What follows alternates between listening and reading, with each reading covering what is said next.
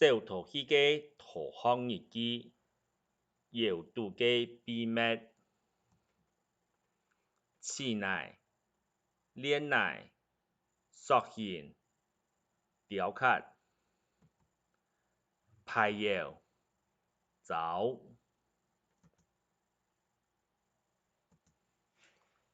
搖渡嘅秘密。今晡日，我收到一封查甫阿公寄來嘅信呢。親愛嘅小淘氣，安久好無？我同佢條小精靈愛去看50年無見嘅姚阿婆，我同佢條共下去無？查甫阿公。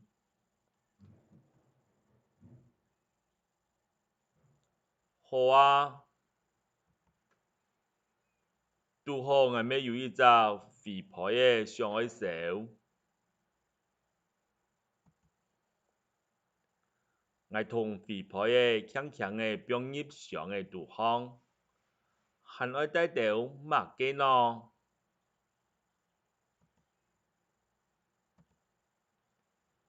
天日大早，大家來接正睡啊醒嘅我。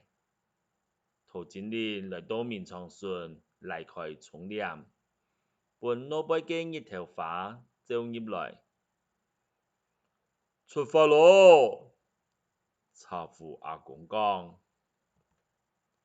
行啊行，行過一條條嘅細路誒，爬啊爬，經過一條條嘅細河壩，遠遠就看得到山頂個長長嘅煙涵。行下看，嗰位就是姚阿婆嘅屋卡。查甫阿公講。做乜嘅也位萬奶都係插座，別行閒懶嘅記下隻空。唔到係乜人啊？姚阿婆歡歡地拔開木珠，亂怪怪嘅講。唔拔片嘅係麼？我係查甫啊，唔記得了啊。查甫阿公講。姚阿婆，請問我做得啲也位小妖麼？我當其他嘅問。做唔得，我幾件當久無小妖誒，別當都懶記下隻空誒。特別風采來嘅時節，總係人唔係建築，有時也係咩唔定樣辦呢。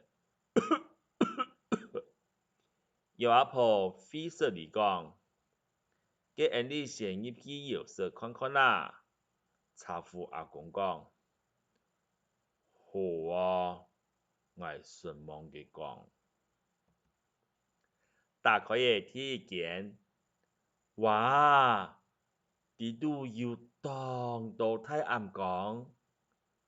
咦？也係乜嘅工具啊？我拿起來啪啪啊，發出嚟聲響。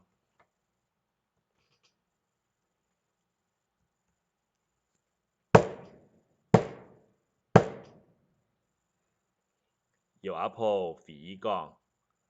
也掏出按到內數，嘅書拍嘅按到外數，本暗光當過嘅花紋都無共樣。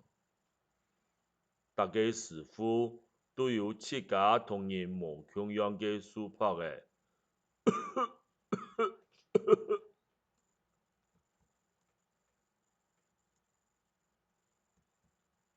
打開嘅第二間，呢度也係黏黏嘅暗光。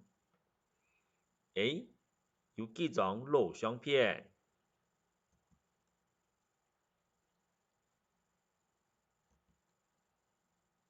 唔到看，相片當個特上人都當聽呢。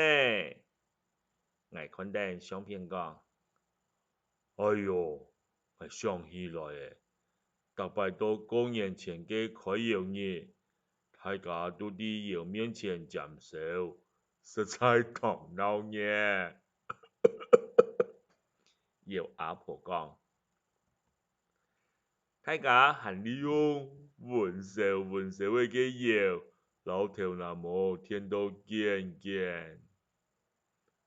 茶夫阿公当怀念嘅讲，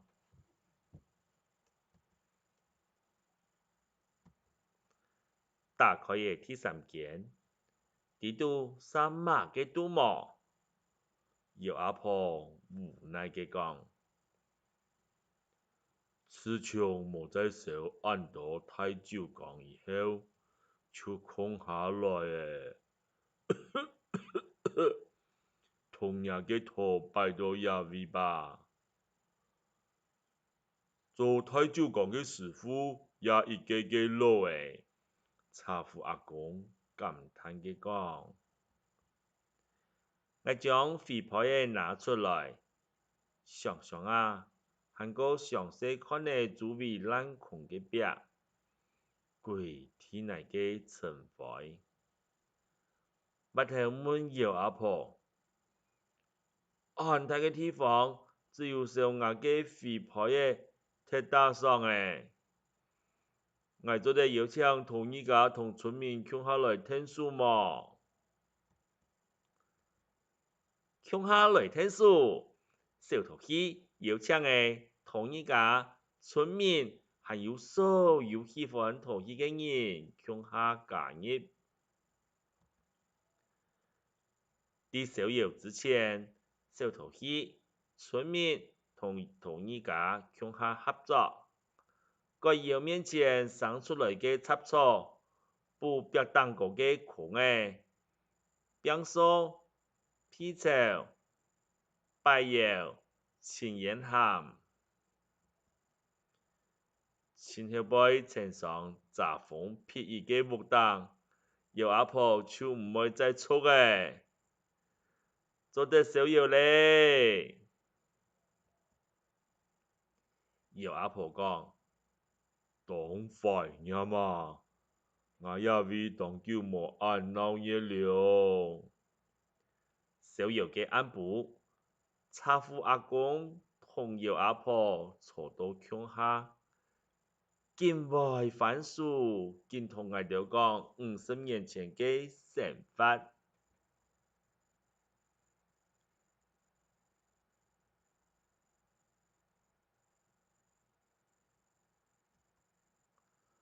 总算来到出窑野人，看到大家欢喜嘅笑容，姚阿婆流下感动嘅目汁。姚阿婆决定，我爱继续上忙，本想爱烧窑嘅人做得来到我野位，本每一只图都成为独一无二嘅作品。我同烧好嘅花瓣嚟摆到窗门上，心肝都想，下一道爱烧乜嘅好呢？穷下来食嘅陶器吧。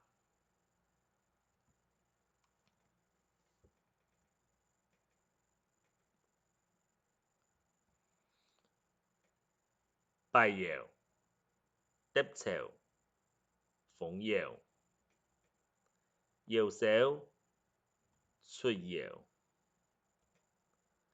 本书特色用窑厂故事作为背景，蕴含过去窑业、产业嘅没落同融景。透过这本书，本世人嚟认识传统窑厂制度嘅点点滴滴，做得了解其存在嘅意义。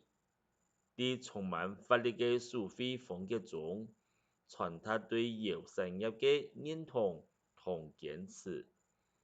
前后背，接下来发挥创意设计陶器吧。